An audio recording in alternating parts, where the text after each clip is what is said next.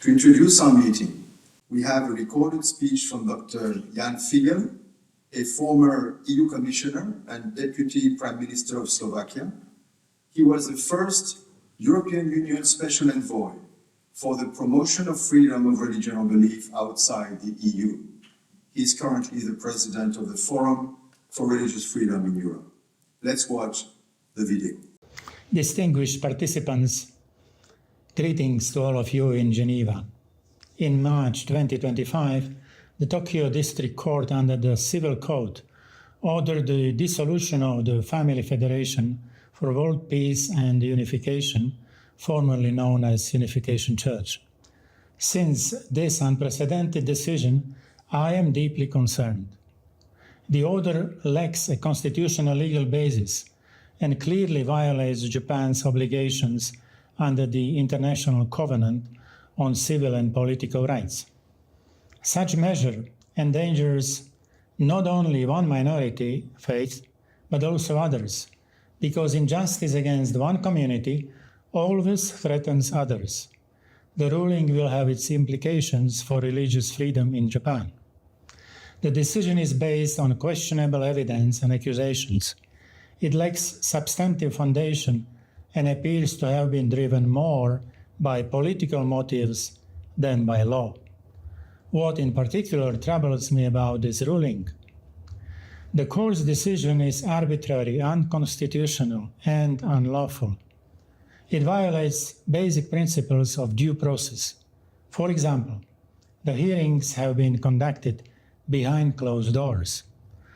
Article 81 of the Religious Corporations Act allows dissolution only when an organization commits illegal acts that seriously harm public welfare.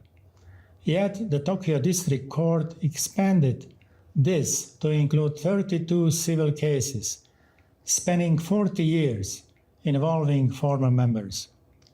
The Ministry of Education, Culture, Sports, Science and Technology even changed its interpretation of the law in order to request dissolution, something unprecedented. Furthermore, missionary activity and donations were judged to violate social norms and social fairness. But these concepts are far too vague, opening the door to arbitrary use of state and judicial power. The United Nations Human Rights Committee has already recommended that Japan refrain from restricting religious freedom on the basis of public welfare. Article 18 of the International Covenant on Civil and Political Rights does not allow such restrictions. On the contrary, states are obliged to protect minority religions against hostility from dominant groups. Instead, Japan tolerated forced deprogramming by Protestant pastors. Many plaintiffs in this case were themselves subjected to coercion and confinement.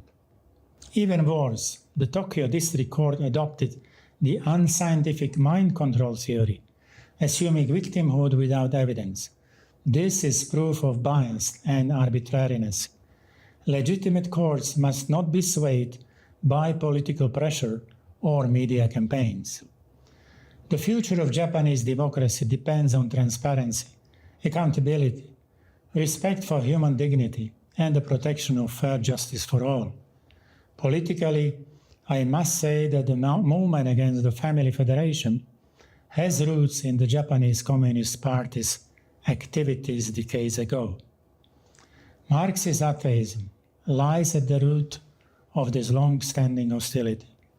Such ideology often inspires radical attempts to exclude faith in God and suppress religion, because religion liberates people from the worship of secular values and authoritarian state power. I know this from my experience. I lived half of my life under communist dictatorship in Czechoslovakia. My own uncle Jan was killed by the secret police. The regime sought to crush both historic and new religions through many forms of coercion, but it ultimately failed and then peacefully collapsed in 1989. In Slovakia, the main force behind the peaceful resistance and the fight for freedom was the Christian community, especially the Catholic Church and dissent. If the district court decision is confirmed, it will damage Japan's image and credibility as a democracy and may endanger other minority religions, including smaller and newer groups, such as Jehovah's Witnesses. Japan should learn from the harm caused worldwide by state-imposed ideologies and religious oppression, which have often led to deep internal divisions. The state exists to serve all citizens, not just the majority or a favored group. Ladies and gentlemen, religious freedom is a litmus test for all human rights. Why? Freedom of religion is inseparable from freedom of thought and conscience. It belongs to everyone, believers, non-believers, and atheists alike. This inner freedom is guaranteed by Article 18 of the Universal Declaration of Human Rights and the International Covenant on Civil and Political Rights. If this inner freedom is not respected, the outer freedoms, freedom of speech, press, assembly, association, will also be endangered. It begins inside each person and is expressed outwardly through acts of faith, family, and community. Internal freedom is absolute and must be fully respected by state and institutions. External expression can be regulated only if restrictions are legal, necessary, and proportionate. I oppose dissolution of the Family Federation from the beginning.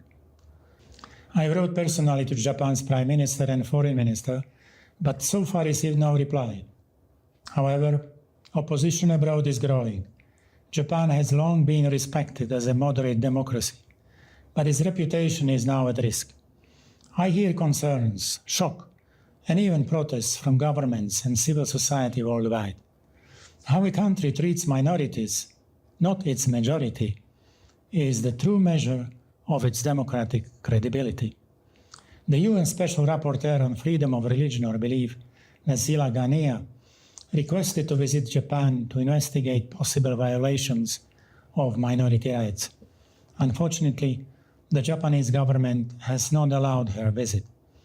Japan should engage in dialogue with her and with the United Nations. The Family Federation Church appealed against the district court verdict, and the case is now before the Tokyo High Court. There is still hope for a fair and positive judicial resolution.